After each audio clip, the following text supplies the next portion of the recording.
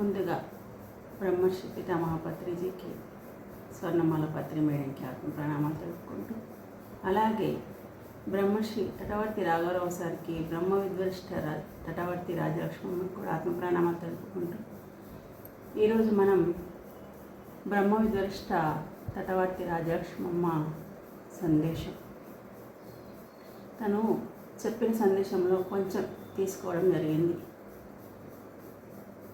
అంటే ఒక జీవుడిగా పుట్టి మనం దేవుడిగా మారాలంటే, అంత గొప్ప జ్ఞానం పొందాలంటే మరి ఏమి ఆచరిస్తే మనం ఎదగగలమో పత్రిజీ చాలా చక్కగా చెప్పారని అమ్మ చెప్పారు. జీవుడిగా పుట్టిన మనం ద్వైత్వంలో ఉంటే ఒక గుడికి వెళ్ళి విగ్రహం ముందు మొక్కులు మొక్కి నాకు ఇది ఇయ్యు అది ఇయ్యు అని, నాకు ఇయ్యు అని కోరుతూ ఉంటాం అజ్ఞానంలో ఉన్నప్పుడు.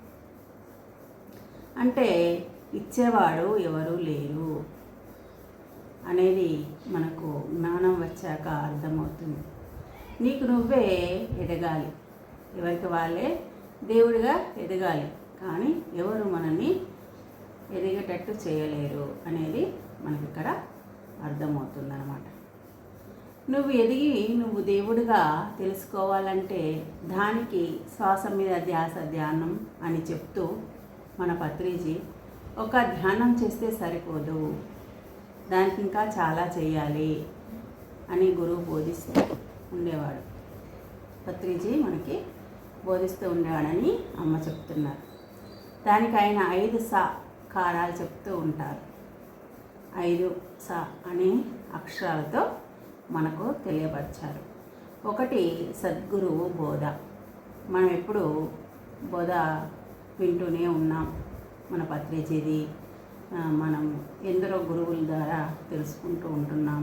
అది సద్గురు బోధ. మళ్ళీ సత్సంగము. సత్ అంటే ఇక్కడ సత్యము. సత్యము అంటే భగవంతుడు. ఆ భగవంతుడు, ఆ సత్యము మనలో ఉన్న ఆత్మే పరబ్రహ్మం. ఆ ఆత్మతో ఉండడమే సత్సంగము. అంటే సంగం అంటే కూడి ఉండడం.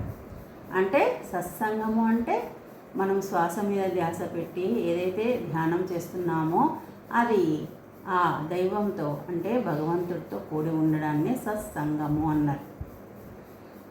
సత్ అంటే సత్యము, నిత్యమైనది, శాశ్వతమైనది, ఒకప్పుడు ఉండి ఒకప్పుడు లేకుండేది కాదు. అదే సత్యము, అదే భగవంతుడు.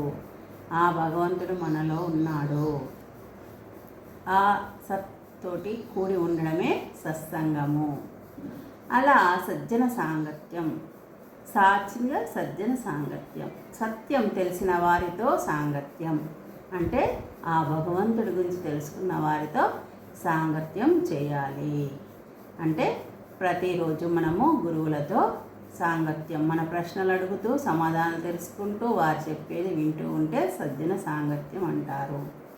సద్గ్రంథ పఠనము. సద్ అంటే సత్యం, సత్ అంటే భగవంతుడి గురించి ఏదైతే తెలియపరిచినవి మన గ్రంథాలు ఉన్నాయో వాటిని చదవడము అన్నమాట.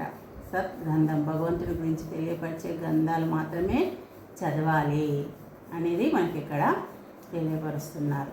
మళ్ళీ సేవ అంటే మనము ధ్యానం నేర్పడము, ఆత్మజ్ఞాన సందేశం అందించడము, మళ్ళీ పిరిమిళ్ళు కట్టి ఆ పిరిమిల్లో వాళ్ళకు ధ్యానం చేసుకునే అవకాశాన్ని ఇవ్వడము, ఇంకా ఈ ధ్యాన కార్యక్రమాల్లో మనం పాల్గొంటూ తన్మందన్ అంటే ఏ విధమైన మనకు అనుకూలతలు ఉంటే అది సహాయం చేస్తూ ఉంటే దాన్ని సేవ అంటారు. అంటే ఆ